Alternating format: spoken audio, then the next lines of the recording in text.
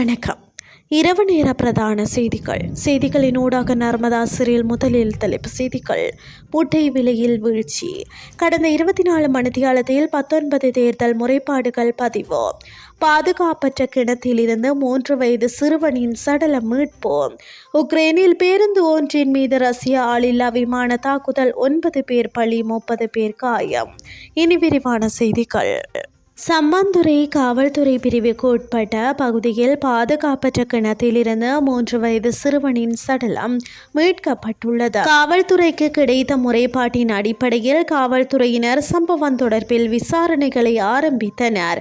அப்பகுதியில் உள்ள பாதுகாப்பற்ற நிலையில் இருந்த கிணற்றை சோதனை செய்த பின்னர் சிறுவன் நீரில் மூழ்கி இருப்பது கண்டுபிடிக்கப்பட்டது.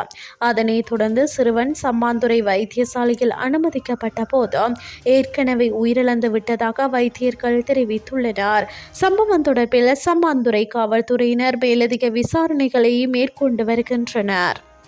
உள்ளூராட்சி மன்ற தேர்தல் தொடர்பில் கடந்த 24 மணித்தியாலத்தில் 19 முறைப்பாடுகள் பதிவாகியுள்ளன.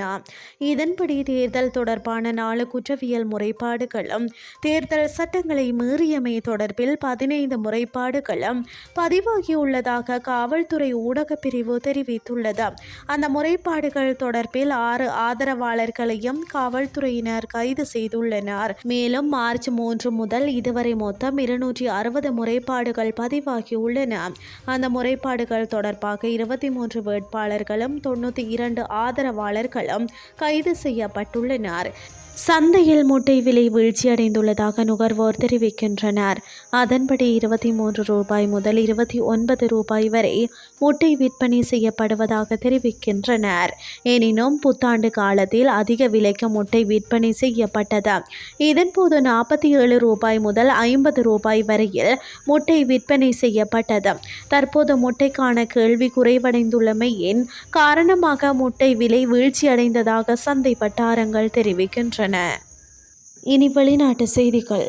உக்ரைனில் பேருந்து ஒன்றின் மீது ரஷ்யா மேற்கொண்ட ஆளில்லா விமான தாக்குதலில் 9 பேர் உயிரிழந்தனர். உக்ரைனின் தெற்கு மத்திய நகரமான மார்கனெட்ஸ் பகுதியில் இன்று காலை இந்த தாக்குதல் நடத்தப்பட்டுள்ளதாக சர்வதேச ஊடகங்கள் செய்தி வெளியிட்டுள்ளன. இந்த தாக்குதலில் 30 பேர் காயமடைந்துள்ளதாக உக்ரைன் தெரிவித்துள்ளது. போர் நிறுத்தம் தொடர்பான கலந்துரையாடல்கள் நடைபெற்று வரும் நிலையில் இந்த தாக்குதல் இடம்பெற்றுள்ளமை குறிப்பிடத்தக்கது. இத்துடன் செய்திகள் யாவும் நிறைவடைகின்றது. அடுத்த மணித்தியால செய்திகளை காலை 8:30க்கு எதிர்பாருங்கள். நன்றி.